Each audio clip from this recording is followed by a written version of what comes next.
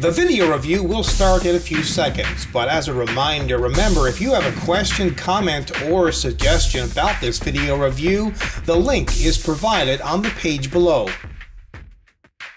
Hello again, I'm Rodney Reynolds from FreeTheGameMan.com and welcome to another video review. Today I'm looking at the NZXT Switch 810 Special Edition case. What makes this a Special Edition case is the color. That's it. It is identical otherwise to the regular Switch 810 case. Now before I show you the video review that I did previously on the Switch 810 case, have a closer look at this gunmetal color. It looks beautiful. You've got a combination here between kind of like matte black finishes as well as semi-gloss finishes, and they complement each other perfectly. Also, the interior of the case has this beautiful gunmetal paint finish. Now you'll have to forgive me because I'm not unboxing this case. I had to take it out prior to the video review and make sure that everything was a-okay before I went ahead with it, but it has the typical case packaging material, a nice box, styrofoam in the case itself, so a plastic bag. Also,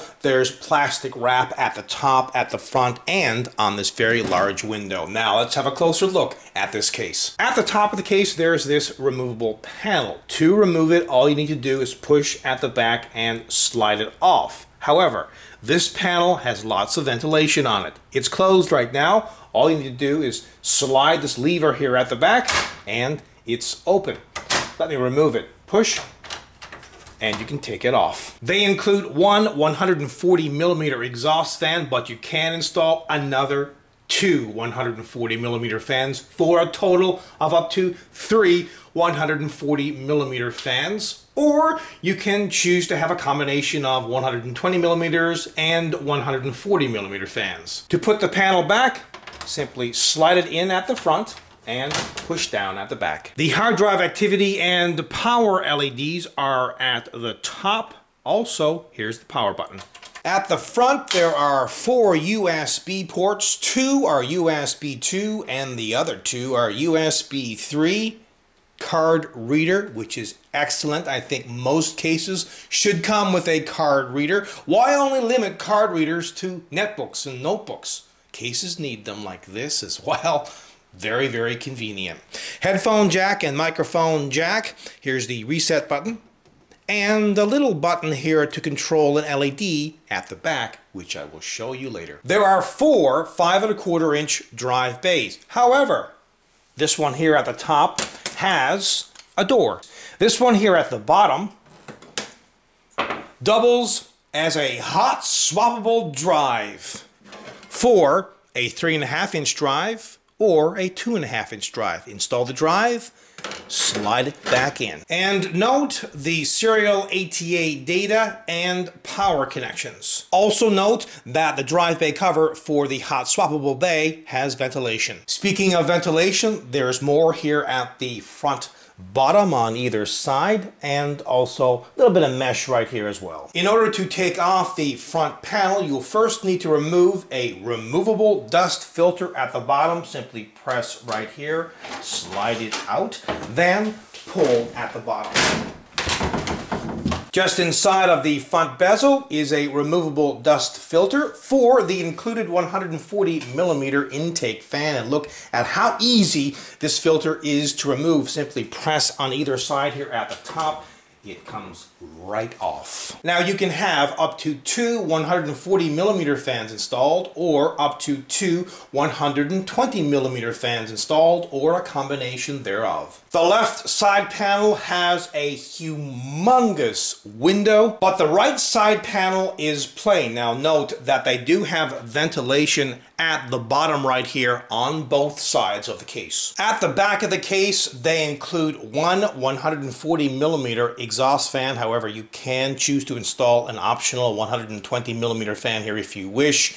Here's where the motherboard's I/O shield plate gets installed. They include 9 ventilated expansion slots, 4 rubber grommeted holes to route cables and or water cooling tubes through, and note the thumb screws on both the left and right side panels. Now this is very unique. I don't know of any other case on the planet that has an LED above all of the motherboard I/O ports. Very convenient, especially in dark environments. In most situations, a case like this is underneath your desk, and it is pretty dark, and it's nice to have a light. Each side panel does come with 3 thumb screws. However, you can choose just to have one installed and release the side panel. I'll show you what I mean. So with 2 thumb screws removed on the left side panel, I still have one remaining, the center one. Just loosen it a little bit, push down, and then the panel will come off.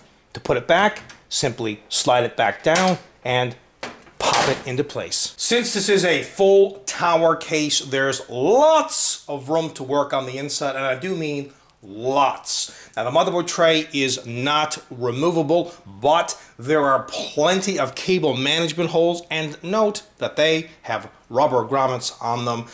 Also, there's a large hole on the motherboard tray for the cooler's retention plate, and plenty of space behind the motherboard tray and the right side panel. Note that 3 of the top 5¼ drive bays has a toolless design. Note that there are 2 removable drive cages. 3 3.5-inch drives can go in each. And all you need to do to remove it is remove 4 thumb screws, 2 here for the bottom one, and then simply pull it out.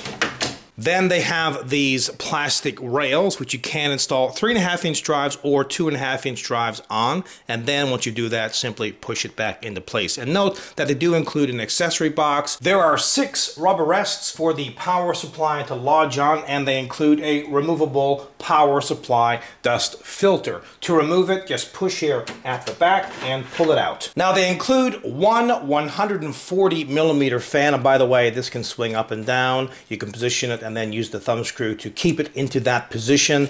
Same as below, except they don't include one down here. Now you can have optional 120mm fans installed as well. You can also install up to 2 140mm fans or 2 120mm fans at the bottom of the case. You can have a video card that's up to 375mm in length. However, if you have the fan installed, it's 350mm, and for full pivot on the fan, it's up to 285mm. And you can have a cooler that's up to 195mm in height. At the bottom, there are 4 large rubber feet. Behind the motherboard tray, as you can see, it is very easy to route cables. Now, they've actually routed all the wires for all of the fans that they included behind the motherboard tray, and they have this little control box here for the fan. So all you would do is take a 4-pin Molex lead from your power supply, connect it into here, and then that will power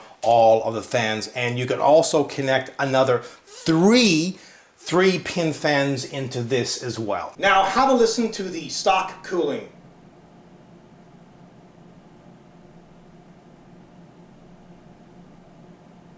This product has pretty much everything you should be looking for in a full tower case and then some. Plus, the styling on this is really, really nice. Overall, this is a 100% kick-ass product. Until next time, take care.